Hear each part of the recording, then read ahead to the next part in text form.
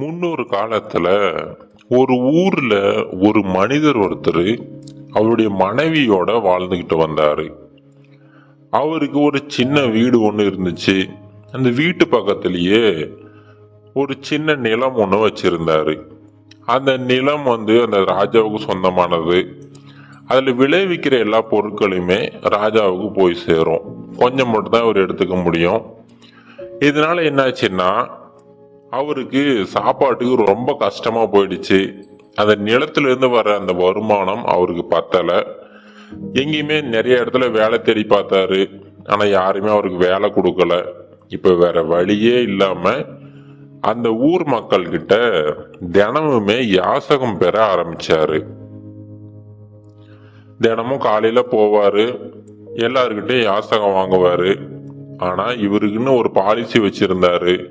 அது என்னன்னா, ஒரு நாளைக்கு எவ்வளவு அரிசி தேவையோ அது மட்டும்தான் அவர் வாங்குவாரு. அதை தவிர்த்து அதிகப்படியான அரிசி கிடைச்சிச்சுன்னா அதை வாங்க மாட்டாரு. அது வேணாம்னு சொல்லிட்டு வந்துடுவாரு. இது தினமுமே அவர் பண்ணிக்கிட்டு இருந்தாரு. ஒரு நாளைக்கு காலையில போவாரு, அன்றைய நாளைக்கு தேவையான அந்த சாப்பாடை மட்டும் தான் வாங்கிட்டு வருவாரு. இப்படியே காலங்கள் கடந்து போயிட்டு இருந்துச்சு. இப்ப இவருடைய மனைவி இவர்கிட்ட, ஏன் இப்படி பண்ணிக்கிட்டு இருக்கீங்க? நீங்க மத்தவங்க சாப்பாடு கொடுத்தாலுமே வாங்க மாட்டேங்கிறீங்களாமே. இப்போ நாளைக்கு தேவையான அரிசியுமே சேர்த்து வாங்கிட்டு வந்தீங்கன்னா நமக்கு உதவியா இருக்கும்ல. அதை விட்டுட்டு ஏன் நீங்க தினமும் அன்றைய நாளைக்கான தேவையான சாப்பாடை மட்டும் வாங்கிட்டு வர்றீங்க அப்படின்னு சொல்லிட்டு கேட்டுக்கிட்டு இருக்காங்க.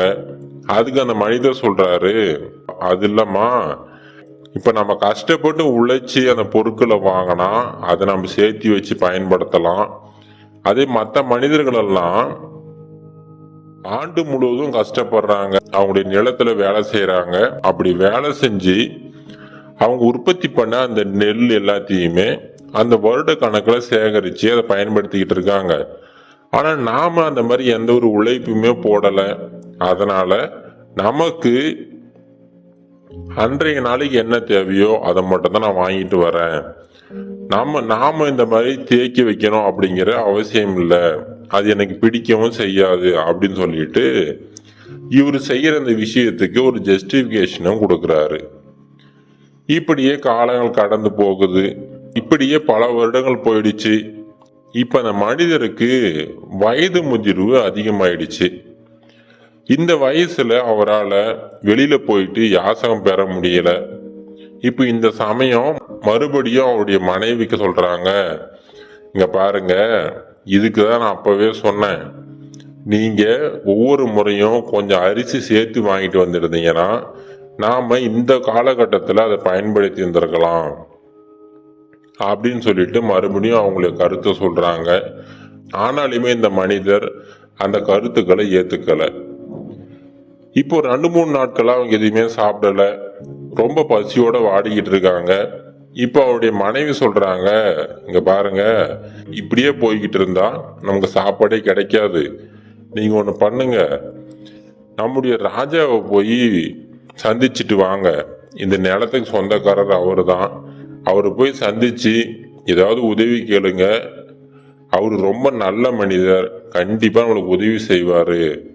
ஒரு முறை போயிட்டு வாங்க அப்படின்னு சொல்லிட்டு அந்த மனிதரை ரொம்ப வற்புறுத்தி அந்த நாட்டோட மன்னரை சந்திக்க சொல்றாங்க. இப்ப அந்த மனிதருமே அந்த நாட்டோட மன்னரை சந்திக்க போறாரு. மன்னருமே இவரை பார்த்துட்டு, வாங்கப்பா சொல்லுங்க என்னாச்சு அப்படின்னு சொல்லிட்டு விசாரிக்கிறாரு. உடனே இந்த மனிதர் நடந்த எல்லா விஷயத்தையுமே சொல்றாரு. ஏதாவது உதவி பண்ணுங்க மன்னா அப்படின்னு சொல்லிட்டு கேட்கிறாரு.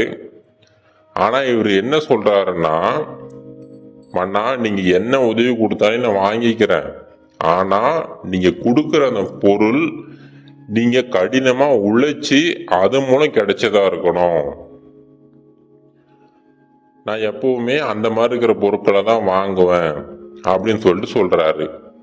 இதை கேட்ட உடனே மன்னருக்கு ஒரு மாதிரி தோண ஆரம்பிச்சிடுச்சு.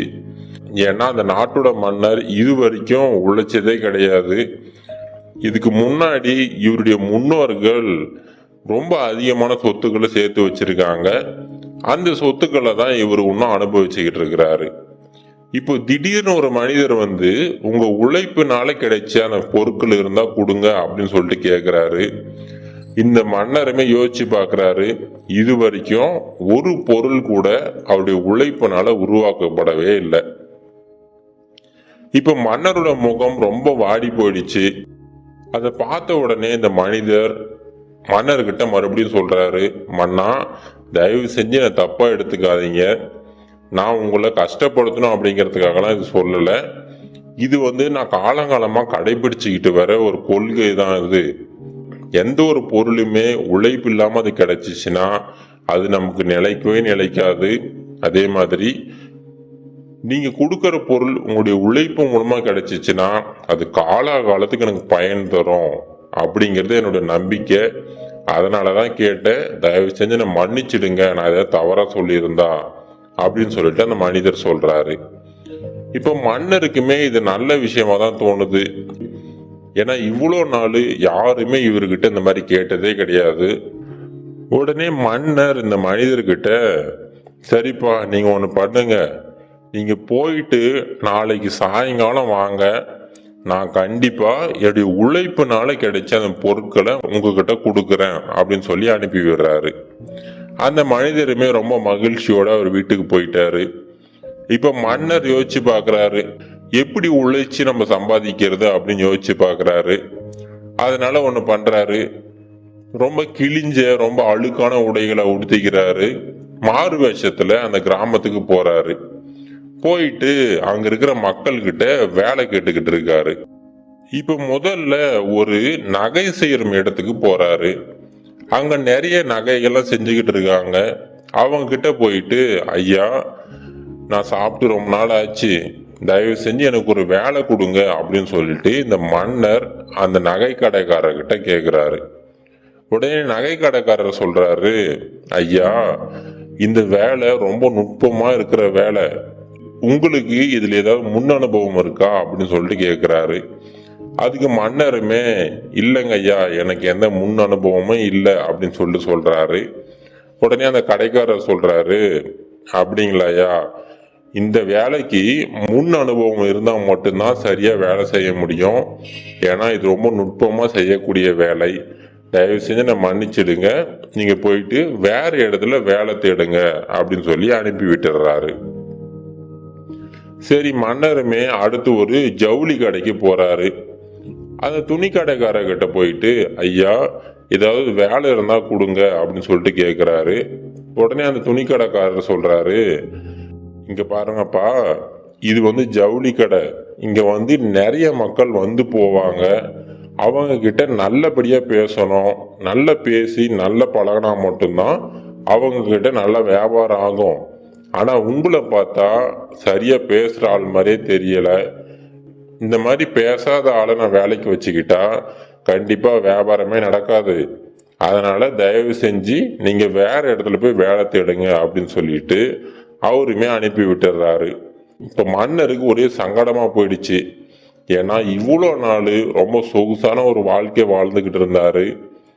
ஆனா எப்போ இவரு ஒரு சாதாரண குடிமகனா மாறினாரோ அப்பதான் அவருக்கு புரிய வருது, ஒவ்வொரு குடிமகனும் வேலைக்காக எவ்வளவு கஷ்டப்பட்டுக்கிட்டு இருக்காங்க, சம்பாத்தியத்துக்காக எவ்வளவு கஷ்டப்பட்டுக்கிட்டு இருக்காங்க அப்படின்னு சொல்லிட்டு. இப்போ அந்த மனிதர் யோசிச்சு பாக்குறாரு. ஏன்னா இவர் வந்து இளம் வயசுல இருக்கிறாரு, இவருக்கே வேலை கிடைக்கல. ஆனா அந்த மனிதர் ரொம்ப வயதான ஒரு மனிதர், அவருக்கு எப்படி வேலை கிடைக்கும் அப்படின்னு சொல்லிட்டு யோசிச்சுட்டு இருக்கிறாரு. சரி, எப்படியாவது இன்னைக்கு ஒரு வேலையை வாங்கியே ஆகணும், அதன் மூலம் சம்பாதிச்சே ஆகணும் அப்படிங்கிற முடிவுல அடுத்து ஒரு பானை செய்யும் இடத்துக்கு போறாரு. அங்க போயிட்டு அங்க இருக்கிற மனிதர்கிட்ட, ஐயா ஏதாவது வேலை இருந்தா கொடுங்க அப்படி சொல்லிட்டு கேட்கிறாரு. உடனே அந்த மனிதருமே, அப்படியாப்பா, சரி ஒண்ணு பண்ணு, இங்க நிறைய மண்ணெல்லாம் குவிச்சு வச்சிருக்கேன், அந்த மண்ணுல கொஞ்சம் தண்ணி ஊத்தி நல்ல கால்களால மிதிச்சு அந்த மண்ணை வந்து பிசையணும். அப்படி பிசைஞ்சு அந்த மண்ணை கொடுத்தீங்கன்னா இன்னைக்கு சாயங்காலம் நீ போகும்போது உனக்கு 4 பொற்காசுகள் கொடுக்குறேன் அப்படின்னு சொல்லிட்டு ஒத்துக்கிறாரு. உடனே மன்னருக்கு ரொம்ப மகிழ்ச்சி. ரொம்ப வேகமா போயிட்டு அங்க இருக்கிற அந்த மண்ணை வந்து மிதிச்சுக்கிட்டு இருக்கிறாரு. ஆனா இதுக்கு முன்னாடி ஒரு மண்ணை மிதிச்சு பழக்கமே கிடையாது. வேக வேகமா மிதிக்கிறாரு. கொஞ்ச நேரத்திலேயே அவருடைய கால்கள்லாம் வலிக்க ஆரம்பிச்சிடுச்சு. அடுத்த கொஞ்ச நேரத்துல கீழே விழுந்துட்டாரு. இதை பார்த்த உடனே அந்த பானக்கடைக்காரர், இங்க பாருப்பா, அதுக்கு தான் அப்பவே சொன்னேன் இந்த வேலை உன்னால செய்ய முடியாதுன்னு சொல்லி. நீ ஒன்று பண்ணு, இதுக்கப்புறம் இந்த பக்கம் வந்துடவே செய்யாத, தேவையில்லாம வந்து என் வேலையை கெடுக்காத, நான் சொன்னது போலவே இந்த 4 பொற்காசுகளை கொடுக்குறேன், வாங்கிட்டு இடத்த காலி பண்ணு அப்படின்னு சொல்லிட்டு மன்னரை அனுப்பி விட்டுறாரு. மன்னருமே அந்த 4 பொற்காசுகளை எடுத்துட்டு வராரு. இப்போ அடுத்த நாள் சாயங்காலம் இந்த வயதான மனிதர் வராரு. அவர்கிட்ட, இங்க பாருங்க ஐயா, நீங்க கேட்டது போலவே நான் உழைச்சி அது மூலம் சம்பாதிச்ச காசுகள் தான் இது. இந்த 4 பொற்காசுகளை நீங்க வச்சுங்க அப்படின்னு சொல்லிட்டு கொடுத்து விடுறாரு. இப்ப அந்த மனிதருக்குமே ரொம்ப மகிழ்ச்சி. சரி, எப்படியோ ஒரு உழைப்புனால கிடைச்ச ஒரு பரிசு தான் இது அப்படின்னு சொல்லிட்டு வீட்டுல எடுத்துட்டு போயிட்டு கொடுக்குறாரு. அவருடைய மனைவிக்கு ரொம்ப கோபம் வந்துடுச்சு. மன்னரை பார்த்துட்டு, நீங்க பை நிறைய காசுகளோட வருவீங்க அப்படின்னு எதிர்பார்த்தேன், நீங்க வெறும் 4 பொற்காசுகளை எடுத்துட்டு வந்திருக்கீங்க, இதை வச்சுக்கிட்டு என்ன பண்ண முடியும், ஒருவேளை சாப்பாட்டு கூட பத்தாது அப்படின்னு சொல்லிட்டு ரொம்ப கோபமா அந்த பொற்காசுகளை எடுத்து பக்கத்துல இருக்க தோட்டத்துல வீசிட்டாங்க. இப்ப இந்த மனிதருக்கு என்ன பண்றதுன்னு தெரியல. கஷ்டப்பட்டு உழைச்ச காசு அது அப்படின்றதுக்காக அந்த பொற்காசுகளை போய் தேடுறாரு. ஆனா எவ்வளவு தேடியுமே அந்த பொற்காசுகள் கிடைக்கவே இல்லை. சரி, இருள் சூழ்ந்துடுச்சு, காலையில தேடலாம் அப்படின்னு சொல்லிட்டு வீட்டுக்கு போயிடுறாரு. இப்ப அடுத்த நாள் காலையில சீக்கிரமாவே எழுந்து தேடிக்கிட்டு இருக்கிறாரு. அதை பார்த்துட்டு அவருடைய மனைவியுமே வந்து தேடுறாங்க. எவ்வளவு நேரம் தேடியுமே அந்த பொற்காசுகள் கிடைக்கவே இல்லை. சரி, பரவாயில்ல அப்படின்னு சொல்லிட்டு விட்டுடுறாங்க. அடுத்த ஒரு சில நாட்கள்ல அவங்களுடைய தோட்டத்துல 4 புதுவிதமான செடிகள் முளைக்குது. இது வரைக்கும் அந்த மாதிரி செடிகளை அவங்க பார்த்ததே இல்லை. அவங்க மனைவி இந்த மனிதரை கூப்பிட்டு காட்டுறாங்க, இங்க பாருங்க, நம்மளுடைய தோட்டத்துல புதுசா 4 செடிகள் முளைச்சிருக்கு அப்படின்னு சொல்லிட்டு காட்டுறாங்க. சரி, இவருமே சரி பரவாயில்ல இருக்கட்டும் அப்படின்னு விட்டுடுறாரு. இப்ப அந்த செடிகள் வளர்ந்து பெருசானதுக்கு அப்புறம் பாத்தீங்கன்னா அந்த செடிகள்ல இருந்து நிறைய காய்கள் விடுது. அந்த காய்களை பிரிச்சு பாக்குறாங்க. அது உள்ள பாத்தீங்கன்னா ரொம்ப விலை உயர்ந்த முத்துக்கள்லாம் இருக்கு. இவங்களுக்கு ரொம்ப ஆச்சரியம், இது எப்படி சாத்தியம் அப்படின்னு யோசிக்கிறாங்க. அப்பதான் இவங்களுக்கு தோணுது, இவங்க எரிஞ்ச அந்த 4 தங்க காசுகள் இருக்கு பாத்தீங்களா, அந்த 4 தங்க காசுகளும் செடிகளா மாறி இருக்கு. இப்ப அந்த செடிகள்ல இருந்துதான் இவங்களுக்கு முத்துக்கள் கிடைச்சிக்கிட்டு இருக்கு. இப்போ நாளடைவில் அந்த முத்துக்கள் எல்லாத்தையுமே வித்து வித்து ஒரு பெரிய பணக்காரரா மாறிட்டார் இவரு. பணக்காரரா மாறுறது மட்டும் கிடையாது, அந்த ஊர்ல யாரு என்ன உதவி கேட்டாலுமே அதை செய்யறதுக்கு ரொம்ப தயாரா இருந்தாரு. இந்த விஷயம் மன்னர் வரைக்குமே போயிடுச்சு. இப்ப மன்னருக்கு ரொம்ப ஆச்சரியம், இது எப்படி சாத்தியம், நம்ம கொடுத்த 4 பொற்காசுகளை வச்சுக்கிட்டு ஒரு மனிதர் எப்படி இவ்வளவு பெரிய பணக்காரரா மாற முடியும் அப்படின்னு யோசிக்கிறாரு. இப்ப மன்னரே நேர்ல வந்துட்டாரு. நேர்ல வந்து இந்த மனிதர்கிட்ட, ஐயா, நான் கொடுத்தது 4 பொற்காசுகள் தான், அதை வச்சுக்கிட்டு எப்படி இவ்வளவு பெரிய மனிதரா மாறினீங்க, எனக்கு புரியல, சொல்லுங்க அப்படின்னு சொல்லிட்டு கேக்குறாரு. அதுக்கு அந்த மனிதர் வந்து நடந்தது எல்லாத்தையுமே சொல்றாரு.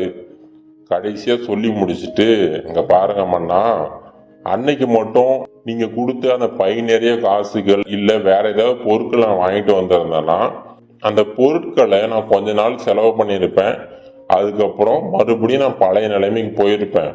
ஆனா இப்போ நீங்க உழைச்சி சம்பாதிச்சு அந்த 4 பொற்காசுகளை பயன்படுத்தி இவ்வளவு பெரிய மனிதரா மாறி இருக்கேன். இதுக்கு எல்லாத்துக்குமே காரணம் நீங்க உழைச்சு கொடுத்த அந்த காசுகள் தான் அப்படின்னு சொல்லிட்டு சொல்றாரு. இது போலதாங்க நம்ம வாழ்க்கையிலும் பாத்தீங்கன்னா இந்த உழைப்புனால நிறைய பலன்கள் இருக்கு. இப்ப இருக்கிற காலகட்டத்துல இந்த உழைப்பு அப்படிங்கிறது ரொம்ப குறைஞ்சு போயிடுச்சு. மக்களை வந்து டிஸ்ட்ராக்ட் பண்றதுக்கு பல விதமான விஷயங்கள் இருக்கு.